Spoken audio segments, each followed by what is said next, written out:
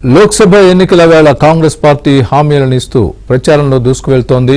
నిన్న మహిళా న్యాయ్ పేరుతో 5 హామీలను ఇచ్చిన కాంగ్రెస్ పార్టీ ఇవాళ రైతులకు వరాలు కురిపించింది.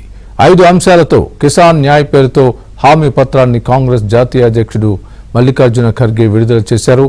దేశంలోని 62 కోట్ల మంది రైతుల్ని బీజేపీ దురాగతాల నుంచి విముక్తి చేస్తామని మల్లికార్జున ఖర్గే హామీ ఇచ్చారు. కిసాన్ న్యాయ్ ద్వారా ప్రతి రైతు జీవితంలో మళ్లీ సంతోషాన్ని నింపుతామని అన్నారు. స్వామినాథన్ కమిషన్ ఫార్ములా ప్రకారం ఎంఎస్పీకి చట్టబద్ధత కల్పిస్తామని హామీ ఇచ్చారు.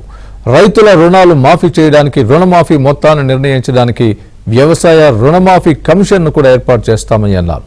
బీమా ప్లాన్ను మార్చడం ద్వారా పంట నష్టం జరిగితే 30 రోజుల్లో పరిహారాన్ని నేరుగా రైతుల బ్యాంకు ఖాతాల్లో జమ చేస్తామని అన్నారు.